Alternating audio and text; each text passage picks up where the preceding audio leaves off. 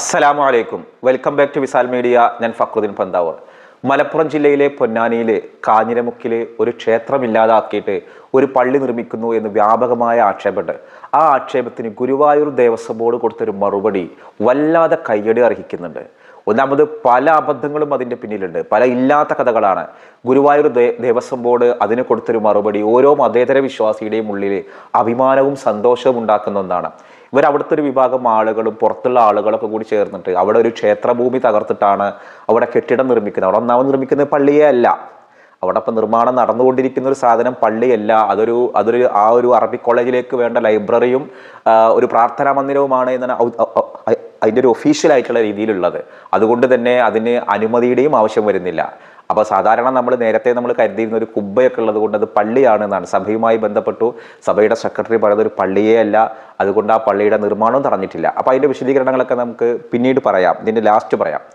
അപ്പോൾ ഗുരുവായൂർ ദേവസ്വം ബോർഡിൻ്റെ കയ്യിലായിരുന്നു ആ ഭൂമിയെന്നും ഒരു വിഭാഗം ആളുകൾ ഗുരുവായൂർ ദേവസ്വത്തിൻ്റെ മുന്നിലേക്ക് എത്തി. അപ്പോൾ ആദ്യം ഇവർ പോയത് നേരെ വില്ലേജിൽ പോയി ഈ ഒരു ഭൂമിയെ കുറിച്ചിട്ട് അറിയാൻ വേണ്ടി. വില്ലേജിൽ നിന്ന് കൃത്യമായ മറുപടി കിട്ടിയില്ല, കാരണം അവരുടെ കയ്യിൽ ഇവരാഗ്രഹിക്കുന്ന മറുപടി ഇല്ല. അതാണ് യാഥാർത്ഥ്യം. പിന്നീട് ഇവർ താലൂക്ക് ഓഫീസിൽ പോയി. താലൂക്ക് ഓഫീസിൽ പോയപ്പോഴും ഇതൊരു ക്ഷേത്രഭൂമിയാണ് എന്ന രീതിയിലുള്ള ഒരു മറുപടി കിട്ടിയില്ല. അങ്ങനെ ഇവർ ഗുരുവായൂർ ദേവസ്വം ബോർഡിൽ പോയി. ഗുരുവായൂർ ദേവസ്വം ബോർഡ് കൃത്യമായിട്ട് പറഞ്ഞു ഇതൊക്കെ അവർക്ക് നൂറ്റാണ്ടുകൾക്ക് മുമ്പ് പതിച്ചു കൊടുത്ത ഭൂമിയാണ്. ചില ആളുകൾക്ക് അവരത് കൈമാറ്റം ചെയ്തിട്ട് ഏതെങ്കിലും ആളുകൾക്ക് കൊടുത്തിട്ടുണ്ടെങ്കിൽ നമുക്കതിലൊരു ഉത്തരവാദിത്വമില്ല, ഒരു ക്ഷേത്രമുണ്ടെന്ന് വിശ്വാസം പോലുമില്ല. ദയവ് ചെയ്ത് നിങ്ങൾ മറ്റൊരു അയോധ്യയാക്കി മാറ്റരുത്. ഒന്ന് ആലോചിച്ച് നോക്കൂ, ഗുരുവായൂർ ദേവസ്വം ബോർഡ് എന്ന ഹിന്ദുമത വിശ്വാസികളുടെ ക്ഷേത്രം ഒക്കെ നോക്കുന്ന ഒരു ദേവസ്വം ബോർഡിൻ്റെ ഇത്രയും നല്ല ഒരു മതേതരമായൊരു മറുപടി. ഇത് ശശികല ടീച്ചർ എഴുതിയ കാര്യമാണ്. ശശികല എന്നു പേരുള്ള നമ്മുടെ നാട്ടിൽ വർഗീയമായ വിഷമുണ്ടാക്കുന്ന ഹിന്ദു ഐക്യവേദിയുടെ അല്ലെങ്കിൽ സംഘപരിവാർ സംഘടനകളുടെ ഏറ്റവും ആരാധ്യ ധീരയായ ഒരു വനിതയാണ് ശശികല ടീച്ചർ. അവർ തന്നെ എഴുതിയൊരു കാര്യമാണ്. അപ്പോൾ ഗുരുവായൂർ ദേവസ്വം ബോർഡ് പറഞ്ഞത് ദയവ് ചെയ്ത് നിങ്ങളിതൊരു മറ്റൊരു അയോധ്യയാക്കി മാറ്റരുത്. ഇതൊക്കെ നൂറ്റാണ്ടുകൾക്ക് മുമ്പ് പതിച്ചു കൊടുത്ത ഭൂമിയാണ്. കാരണം മുൻപൊരു കാലത്ത് ഭൂമി ഉണ്ടായിരുന്ന ദേവസ്വത്തിൻ്റെ കയ്യിലും നമ്പൂരിമാരുടെ കയ്യിലൊക്കെയാണ്. ഇതൊക്കെ പല ഭൂനിയമൊക്കെ വന്നപ്പോൾ ആ ഭൂമികളൊക്കെ മറ്റുള്ളവർക്ക് പതിച്ചു കൊടുക്കേണ്ടി വന്നു. അപ്പോൾ അതിന് മുൻപ് പതിച്ചു കൊടുത്തതുണ്ട്. അപ്പോൾ ഇവരാഗ്രഹിക്കുന്ന ഒരു രീതി ഇവർക്ക് കിട്ടാൻ ഇവർ നേരെ കോഴിക്കോട് ആർക്കീവിൽ പോയി. അവിടെ നിന്നാണത്ര ഈ ഭൂമിയുടെ പഴയകാല ചരിത്രങ്ങൾ കിട്ടി എന്നാണ് ഇവർ അവകാശപ്പെടുന്നത്. ഒരൊറ്റ കാര്യം ഇവർ തന്നെ, ശശികല തന്നെ പറയുന്നു, ഇതിൻ്റെ നികുതി അടച്ചിട്ടുണ്ട് എന്ന് സഭ പറയുന്നുണ്ടെങ്കിലും നികുതി അടച്ച രസീതിയില്ല.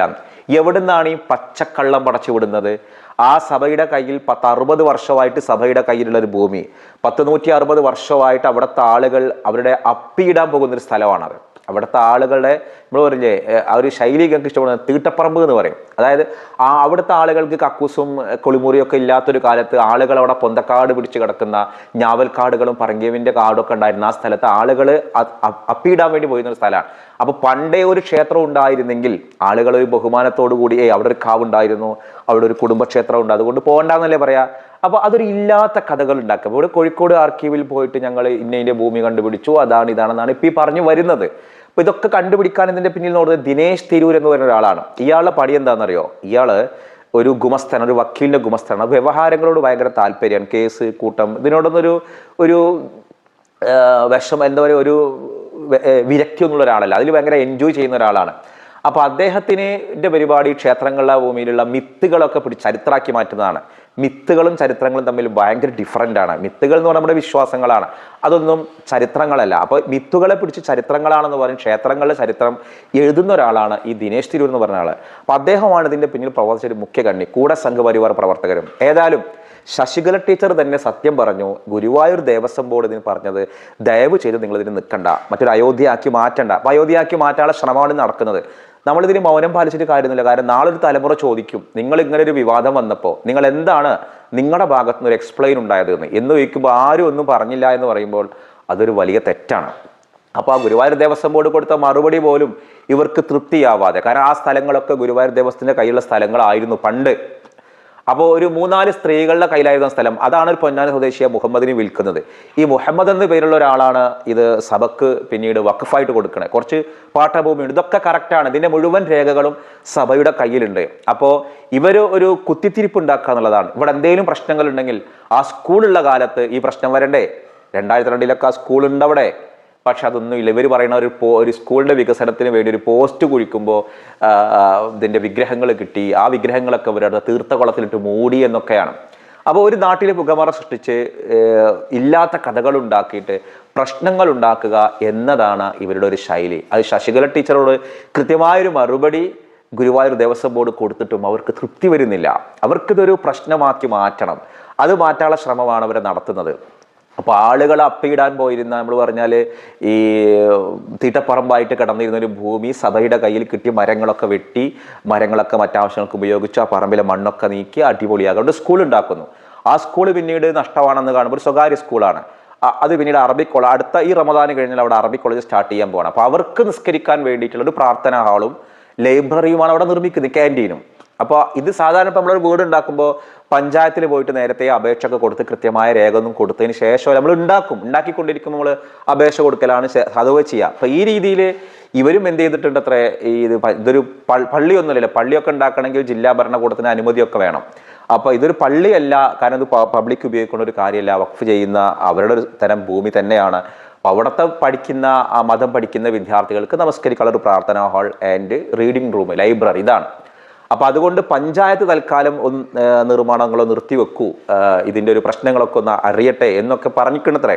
പക്ഷേ ജില്ലാ ഭരണകൂടമൊന്നും അതിൻ്റെ പള്ളിയല്ല അത് അവിടെ നിർമ്മാണം നിർത്തി വെച്ചിട്ടില്ല എന്നുള്ളതാണ് സഭയുടെ സെക്രട്ടറിയുമായിട്ട് ഞാൻ കഴിഞ്ഞ ദിവസം സംസാരിച്ചപ്പോൾ ബോധ്യപ്പെട്ടത്. അപ്പോൾ ചില രീതിയിലുള്ള ചില ന്യൂസുകളൊക്കെ ഉണ്ടായിരുന്നു, പള്ളി നിർമ്മാണം തടഞ്ഞു വെച്ചു എന്ന് പറഞ്ഞാൽ. അത് പള്ളി എന്നുള്ള തെറ്റി അടിച്ചു വന്നതാണ്. പള്ളിയല്ല അത്. പിന്നെ പള്ളി അല്ലാത്തതിന് നമ്മൾ എന്തിനാ പള്ളി എന്ന് പറയുന്നത്? ഒരു കാര്യത്തിൽ നമ്മൾ അതിന് നിർമ്മിക്കുന്ന ആളുകൾ എന്താണോ ആ കെട്ടിടത്തിന് പറയുന്ന പേര്, അതാണല്ലോ ഒഫീഷ്യലായ ഒരു പേര്. അപ്പോൾ അത് പള്ളിയല്ല. അപ്പോൾ ഇവിടെ ഒരു പ്രശ്നമുണ്ടാക്കിയിട്ട് അതിനെങ്ങനെ ഉപയോഗിക്കാം എന്നുള്ളതാണ്. അവിടുത്തെ ഹിന്ദു സഹോദരങ്ങളൊക്കെ ഇതിനെതിരെ രംഗത്ത് വന്നിട്ടുണ്ട്. കൃഷ്ണരാജ്, എന്താ പറയുക, അഡ്വക്കേറ്റ് കൃഷ്ണരാജ് എന്ന പേരുള്ള ഒരു വക്കീലുണ്ടല്ലോ, അദ്ദേഹമാണ് ഇപ്പോൾ ഇത് ഹൈക്കോടതിയിൽ കേസ് കൊടുത്തുള്ളത്. അവർക്ക് ഇവിടെ ഒരു ഇഷ്യൂ ഉണ്ട്. മലപ്പുറം ജില്ലയിൽ മുസ്ലിങ്ങൾ ഭൂരിപക്ഷം ഉണ്ടായിരുന്ന ഒരു പ്രദേശം പൊന്നാനി, ഇവിടെ കണ്ടില്ലേ ക്ഷേത്രം തകർത്തിട്ട് ഇങ്ങനെ ഉണ്ടാക്കി എന്നൊക്കെ പറയുമ്പോൾ അത് മറ്റു പലയിടത്തും ഓട്ടായിട്ട് മാറും. അവിടെയാണ് ഞങ്ങളുടെ നാട്ടിലുള്ള ആളുകൾക്ക് ഇത് മുഴുവൻ കള്ളത്തരമാണെന്നും ആളുകൾ മുഴുവനും ഇത് അവിശ്വസനീയമാണെന്നും തുറന്നു എഴുതുമ്പോൾ ഇത് മറ്റു സ്ഥലങ്ങളിലൊക്കെ ഇത് പറയുന്നില്ല. എൻ്റെ കൂടെ ജോലി ചെയ്യുന്ന ഒരു അധ്യാപകൻ്റെ ഫാമിലി ഗ്രൂപ്പിൽ നിന്ന് വരുന്ന സംഭാഷണമൊക്കെ കാണിച്ചു തന്നു. അപ്പം അദ്ദേഹം ഒരു കമ്മ്യൂണിസ്റ്റുകാരനായതുകൊണ്ടാണ് എനിക്ക് കാണിച്ചു തന്നത്. കണ്ടില്ലേ, കാലിൻ്റെ അടിയിലെ മണ്ണ് പോയാലും ഹിന്ദുക്കൾ ഉണരില്ല. അപ്പോൾ ഇതെന്തോ ക്ഷേത്രം, കാരണം അവിടെ ഒരു ക്ഷേത്രത്തിൻ്റെ ഫോട്ടോ അന്ന് ആ ചാനലിൽ വന്നിരുന്നല്ലോ. ഈ ക്ഷേത്രത്തിൻ്റെ ഫോട്ടോ മറ്റെവിടെയോ ഉള്ള ക്ഷേത്രത്തിൻ്റെ ഫോട്ടോ ആണ്. അപ്പോൾ അത് വ്യാജമാക്കി ഉണ്ടാക്കിയെടുത്തിട്ട് ആ ചാനലുകാരൻ വളരെ ദുരുദ്ദേശപരമായിട്ട് ഇങ്ങനെ ഒരു കൃത്യം ചെയ്താൽ അതെങ്ങനെ നമുക്ക് മിണ്ടാതിരിക്കാൻ പറ്റുക? അത് മിണ്ടാതിരുന്നാൽ നമ്മൾ ചെയ്യുന്ന ഒരു അനീതിയല്ലേ? ഇപ്പോൾ സംഘപരിവാർ പ്രവർത്തകർ സന്തോഷത്തിലാണ് പള്ളി നിർമ്മാണം തടഞ്ഞല്ലോ, ജില്ലാ ഭരണകൂടം തടഞ്ഞല്ലോ എന്നൊരു വാർത്ത സുപ്രഭാതം പത്രത്തിൽ വന്നതിൻ്റെ പേരിൽ. ആ സുപ്രഭാതം പത്രത്തിലെ എല്ലാവരും ആഘോഷിക്കപ്പെട്ട വാർത്ത എഴുതിയാൽ ഞാനാണ്. ആ വാർത്തയുടെ പിന്നിലുള്ള കാര്യം അതൊരു പള്ളിയാണ് എന്ന ധാരണയിലാണ് ഞാൻ ആ വാർത്ത റെഡിയാക്കിയിട്ട് വെച്ചത്. ആ വാർത്ത അയച്ചതിന് ശേഷമാണ് സെക്രട്ടറി വിളിച്ചു പറയുന്നത് അതൊരു പള്ളിയല്ല, അതൊരു പ്രാർത്ഥനാ ഹാളാണ്. അങ്ങനെ ഓഫീസിലേക്ക് വിളിച്ചു പറഞ്ഞ വാർത്ത വരരുത്, ബ്ലോക്ക് ചെയ്യണം എന്നൊരു കാര്യമൊക്കെ പറഞ്ഞു ഡിസ്കസ് ചെയ്തു. കാരണം ആ വാർത്തയിൽ പള്ളി എന്നുള്ള പ്രയോഗങ്ങളുണ്ട്, പിന്നെ നമ്മളത് കൊടുക്കേണ്ടതാണ് പത്രത്തിൻ്റെ നയം എന്നൊക്കെ പറഞ്ഞു. പക്ഷേ നിർഭാഗ്യവശാൽ ചില കമ്മ്യൂണിക്കേഷൻ മിസ്അണ്ടർസ്റ്റാൻഡിങ് വരികയും ആ വാർത്ത ആ തെറ്റായ രൂപത്തിൽ തന്നെ പബ്ലിഷ് ചെയ്ത് വരികയും ചെയ്തു. ഈ തെറ്റായ വാർത്ത എടുത്തിട്ടാണ് ശശികല ടീച്ചർ ഇപ്പോൾ ഫേസ്ബുക്കിലൊക്കെ ആഘോഷപൂർവ്വം ജില്ലാ ഭരണകൂടം ഇടപെട്ടു, ഞങ്ങളുടെ ശ്രമം വിജയം കണ്ടു, ഇപ്പോഴെങ്കിലും മനസ്സിലായില്ലേ എന്ന രീതിയിൽ അന്തംകമ്മികൾ ആഘോഷിക്കുന്നത്. ഒന്നാമത് അങ്ങനെ ഒരു ജില്ലാ ഭരണകൂടം ഇടപെട്ടിട്ടില്ല. രണ്ട്, അതൊരു നിർമ്മിക്കുന്നത് പള്ളിയേ അല്ല. കാരണം അത് എഴുതിയൊക്കെ അറിയാലോ എന്താണ് ആ വന്ന അബദ്ധം എന്നുള്ളത്. അപ്പോൾ ആ അബദ്ധം ഞാൻ തന്നെ തുറന്നു പറയാണ്. പക്ഷേ ഇത് കഥയറിയാതെ ആട്ടം കാണുകയാണ് പലരും. ഇവർക്കൊക്കെ ആവശ്യം എന്താണെന്നറിയോ? ഒരു ഈച്ചകളുടെ മനസ്സാണ്. ഈച്ചകൾക്ക് എന്താണ്, ഈ മോശം കാര്യത്തിനും ഇതിങ്ങനെ വന്നിരുന്ന് അതിങ്ങനെ വന്ന് ആഘോഷിച്ച് ഈ അഭിമങ്ങനെ ഇരുന്നിട്ട് അതിലെന്തൊക്കെയോ രസം കണ്ടെത്തുന്ന ഒരു രീതിയിലുള്ള ഈച്ചകളെ പോലെ എവിടെയൊക്കെ ആളുകളെ വർഗീയമാക്കിയിട്ട് മാറ്റാൻ കഴിയുമോ അത് വർഗീയ ചിന്തകൾ ഉണ്ടാക്കിയെടുക്കുക. എന്നിട്ട് അതിൽ എന്തൊക്കെയോ ലാഭങ്ങൾ, ആ ലാഭങ്ങൾ എന്നുള്ളത് ഇവിടെ തന്നെ വേണമെന്നില്ല. അപ്പോൾ പൊന്നാനിയിൽ ജയിക്കാൻ വേണ്ടിയിട്ടൊന്നുമല്ല, ഇത് വേറൊരിടത്ത് ഈ വിതച്ചത് അവർ കൊയ്യും, അതിനു വേണ്ടിയിട്ടാണ്. അപ്പോൾ അതിന് ശരിക്കും മുന്നിട്ടിറങ്ങേണ്ടത് മതേതര വിശ്വാസികളായ ആളുകളാണ്, അതേപോലെ ഹിന്ദു സഹോദരന്മാരാണ്. അപ്പോൾ ഞാൻ 2 ദിവസം മുൻപ് ഇതിൻ്റെ വീഡിയോ ചെയ്തിരുന്നു. അപ്പോൾ ഞാൻ പറഞ്ഞു ഞാൻ ഒന്നുകൂടെ ഞാൻ അവിടെ പോകുന്നുണ്ട്, ഇൻഷാ അല്ലാഹ് ഞാൻ പോകുന്നത്. അപ്പോൾ 2 ദിവസം ഒരു ചെറിയൊരു ബ്രേക്ക് ഇട്ടതാണ്, ഒന്ന് കഴിയട്ടെ, 2 ദിവസം കഴിഞ്ഞിട്ട് വേണം അവിടെ നിന്ന് ഇറങ്ങാൻ. അപ്പോൾ അവിടെ നിന്ന് തന്നെ ഒരു ഹിന്ദു സുഹൃത്ത് രതീഷ് ചന്ദ്രൻ എന്നു പേരുള്ള ഒരു സുഹൃത്ത് കൃത്യമായിട്ട് എഴുതിയിരുന്നു. ഈ തളി എന്ന പേരുള്ള ആ പറമ്പിന്റെ ഒരു പേരാണ് തളി എന്ന് പറഞ്ഞാൽ ഈ ശിവക്ഷേത്രവുമായിട്ട് ബന്ധപ്പെട്ട് പറയുന്ന ഒരു പ്രയോഗമാണ്. ഒരു പക്ഷേ നൂറ്റാണ്ടുകൾക്ക് മുമ്പ് അതിൻ്റെ ഒരു പേര് അങ്ങനെ ആയിരിക്കും. അതിന് അടയാളങ്ങളൊന്നും ഇന്നില്ല, അവിടുത്തെ ആളുകൾ അങ്ങനെ പറയുന്നില്ല. അപ്പൊ തളി എന്നുള്ളത് ഒരു സംസ്കൃത വേർഡാണ്. അത് ചെന്തവഴി സംസ്കൃത വേർഡ് വേറെ എന്തോ ആണ്. അത് ചെന്തവഴിക്ക് വരുമ്പോഴാണ് ഈ തളിക്ക് ശിവൻ കുടികൊള്ളുന്ന ഒരു ഭാഗം എന്ന പേരൊക്കെ വരുന്നത്രേ. അങ്ങനെയാണ് അതിൻ്റെ ഒരു ഭാഷാപരമായ വ്യതിയാനങ്ങൾ. തളി ക്ഷേത്രങ്ങൾ അതിൻ്റെ പരിസരത്ത് വേറുണ്ട്.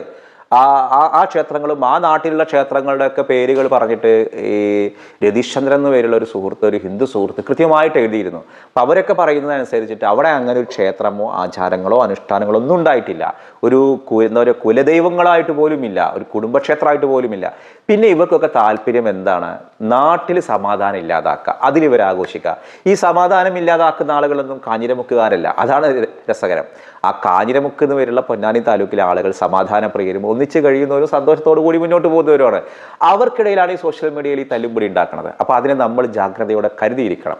അപ്പോൾ ഇൻഷാ അല്ലാഹ് കഴിഞ്ഞ വീഡിയോക്ക് എല്ലാവരും കൃത്യമായിട്ടൊരു ആൻസർ. നമ്മൾ ഇന്ന് ചോദിക്കുന്ന ഒരു ചോദ്യം, ബറാത്ത് രാവ് ഷഅബാൻ ഏത് ദിവസത്തിലാണ്? ബറാത്ത് രാവ് നമുക്കറിയാലോ, അത് ഷഅബാൻ ഏത് ഡേറ്റിലാണെന്നുള്ള ചോദ്യം. ഉത്തരം നിങ്ങൾ കമന്റ് ചെയ്യണം. മറ്റൊരു ദിവസം മറ്റൊരു വീഡിയോയുമായി വീണ്ടും കാണാം. അസ്സലാമു അലൈക്കും.